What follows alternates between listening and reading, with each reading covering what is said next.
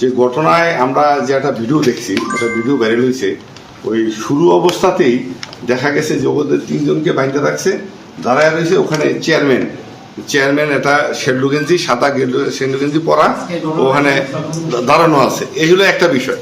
আর একটা বিষয় হলো, স্যার আপনি অবগত আছেন কিনা যে ওখানে যদি চাঁদা চাইতো, যে ওই বিল্ডিংটা যে করতেছে যে ঠিকাদার, তাই না, যে ঠিকাদার কাজটা করতেছে, যে আমরা কিছু শুনছি যে ওই কাজ করতেছে, ঠিকাদার কাছে টাকা চাইছে, কত টাকা দেয় নাই বিদায় ওদের উপরে এই ঘটনাটা ঘটাইছে। তাহলে ওই ঠিকাদারের সাথে স্যার আপনার কোনো কথা বলছেন কিনা, বা এই ধরনের কোনো ঘটনা চাঁদাবাদি চাইছে কিনা? যদি চায়া থাকলে হয়তো স্যার সুবিধা হবে ওদেরকে শনাক্ত করতে। 4 জন শ্রমিক আক্রমণ করা হয়। আক্রমণের পরে 2 জন শ্রমিক মারা যায় এবং 2 জন এখনো ক্রিটিক্যাল অবস্থায় চিকিৎসাধীন রয়েছে। সেই মামলায়, সেই ঘটনায় আমরা আপনাদেরকে পূর্বে জানিয়েছি যে আমরা সেখানে 3টি মামলা রুজু করি। একটি হচ্ছে হত্যা মামলা, একটি পুলিশের কাজে বাধাদানের জন্য মামলা, আর একটি হচ্ছে মন্দিরের অগ্নিকাণ্ডের জন্য মামলা। আমাদের 3 জন দক্ষ পুলিশ কর্মকর্তা এই 3টি মামলার তদন্ত কার্যতেই আমরা, এবং তারা ঘটনার শুরু থেকে শুরু করে এখন পর্যন্ত প্রতিনিয়ত এই মামলা তদন্ত কাজে ব্যস্ত থাকে। এবং এই ঘটনায় আমরা এই পর্যন্ত 12 জন আসামিকে আমরা গ্রেফতার করি। আপনাদেরকে আবারও বলতেছি, এই ঘটনায় আমরা এই পর্যন্ত 12 জন আসামিকে আমরা শনাক্ত করে গ্রেফতার করি। এর ভিতরে 4 জনকে আমরা অলরেডি বিজ্ঞ আদালতে সুপর্দ করি, যাদের ভিতরে 2 জন নিজেদেরকে জড়িয়ে এই ঘটনার কথা স্বীকার করে 164 ধারা জবানবন্দি দেয়। এটা হচ্ছে আমাদের অন্যতম একটা সফলতা এই মামলা তদন্তের ক্ষেত্রে। এরপরে আমরা আজকেও আরো 8 জনকে এই মামলায় জড়িত বলে আমরা গ্রেফতার করি, যাদেরকে আগামীকাল আমরা বিজ্ঞ আদালতে প্রেরণ করব। সুতরাং আপনারা বুঝতে পারছেন, এই স্বল্প সময়ের ভিতরে আমরা 12 জন অপরাধীকে এই হত্যা মামলায় আমরা গ্রেফতার করতে সক্ষম হই, এবং অনেকেই আমরা শনাক্ত করি যারা, আপনারা জানেন যে ওই এলাকায় পুরুষ এখন অনেক কম।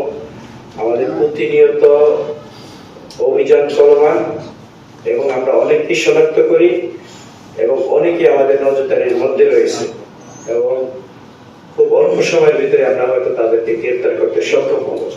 সুতরাং এই এত উল্লেখযোগ্য সফলতায় আমি বলবো যে মামলায় আমরা আসামিদেরকে শনাক্ত করে 164 ধারা জবানবন্দি গ্রহণ করে, এরপরে প্রায় 12 জনকে আসামিকে আমরা গ্রেফতার করি। সুতরাং এই মামলায় মানুষ উত্তেজিত হওয়ার মতো, যে পুলিশের অবহেলার মতো কোনো বিষয় এটা এখানে নেই। যদি কেউ বলে থাকে সেটা একান্তই অসত্য কথা হবে এবং উদ্দেশ্য প্রণীত কথা হবে বলে মনে করি আমি। আপনারা বলেছেন যে এই মামলার চেয়ারম্যান এবং মেম্বারকে আপনারা আমরা কিভাবে দেখছি বা কি।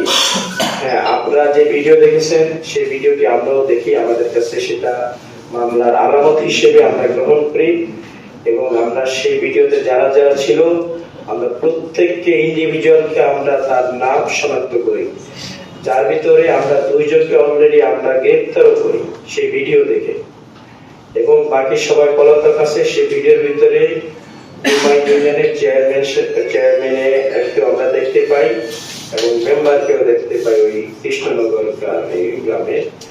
তারা এখন পলাতক আছে, আমরা তাদেরকে খুঁজতেছি, যে কোনো সময় আমরা তাদেরকে গ্রেফতার করতে সক্ষম হব।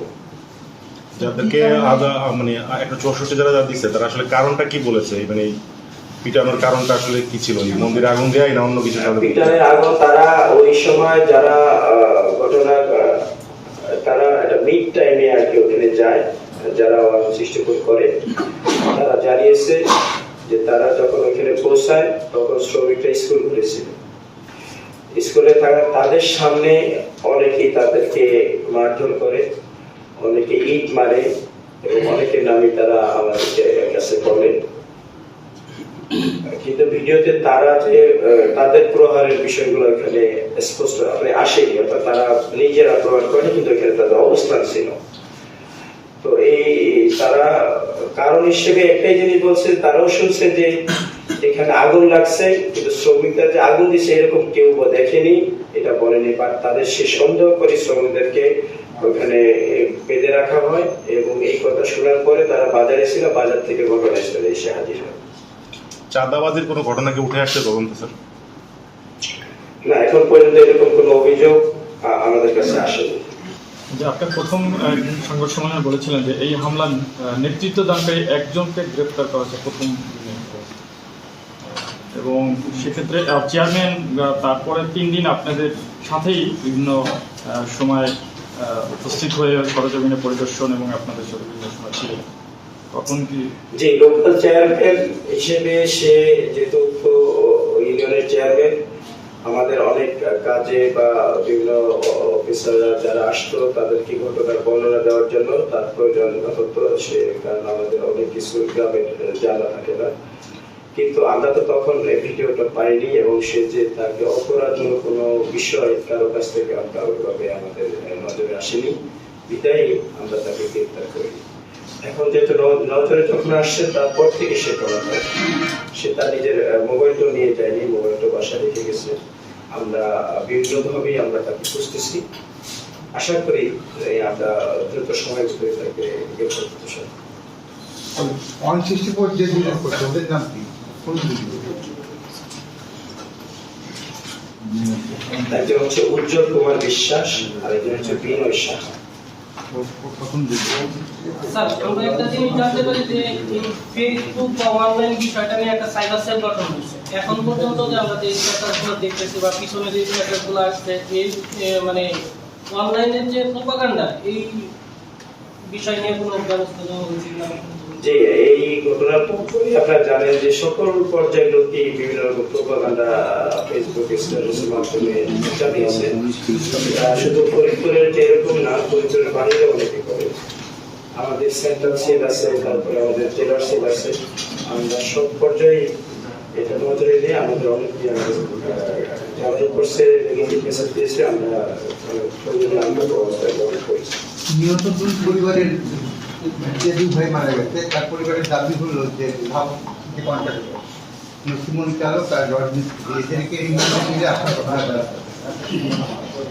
এই বিষয়ে আপনি যদি ওরা বলছে কিনা, আর আপনাদের ধারণা কি? এটা আসলে